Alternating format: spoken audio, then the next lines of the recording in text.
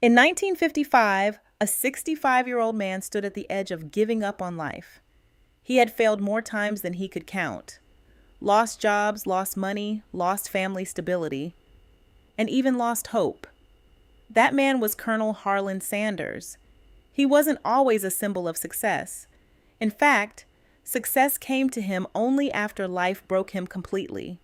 Born in 1890, in a poor farming family in Indiana, Sanders' childhood was anything but easy. His father died when he was just a child, leaving his mother struggling to raise 3 kids alone. At just 7 years old, he was already cooking for his siblings. By 10, he was working on farms to support the family. School didn't last long for him. Life demanded work, not education. As he grew older, Sanders tried everything to survive.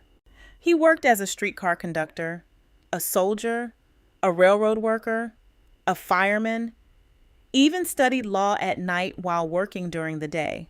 But nothing lasted.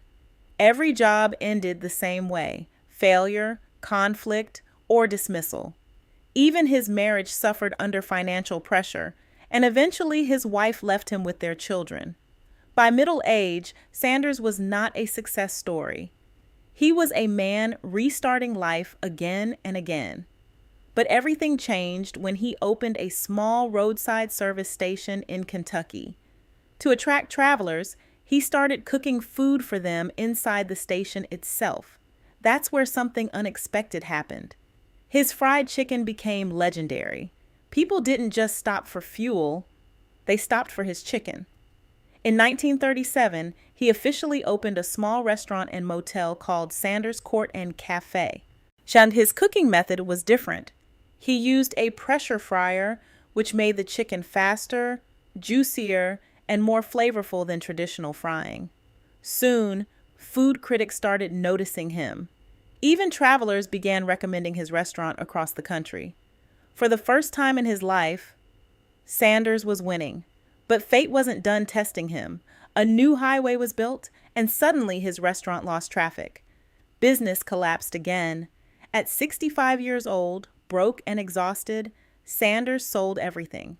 He lived only on a small pension and reached a point where he felt life had nothing left for him.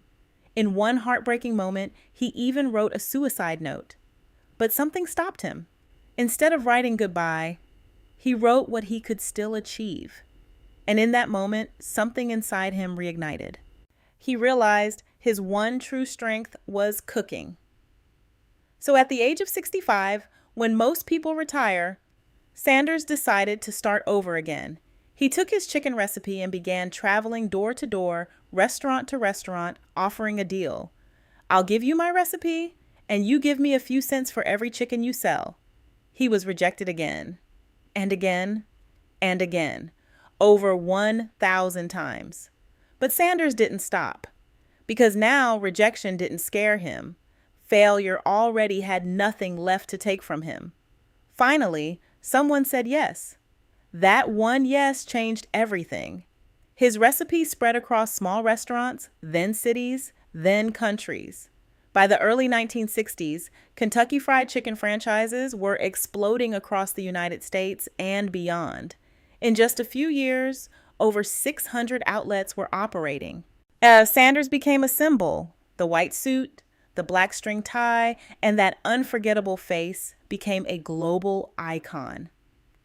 In 1964, at 73 years old, he sold the company for $2 million, but stayed on as the brand ambassador.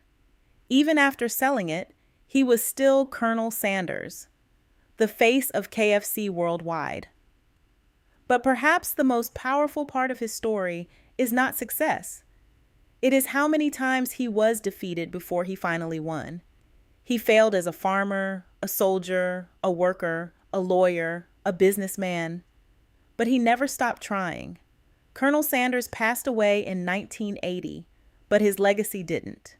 Today, KFC operates in over 145 countries, with tens of thousands of outlets. And it all started with a man who once sat alone, writing a suicide note, and chose instead to write his comeback story.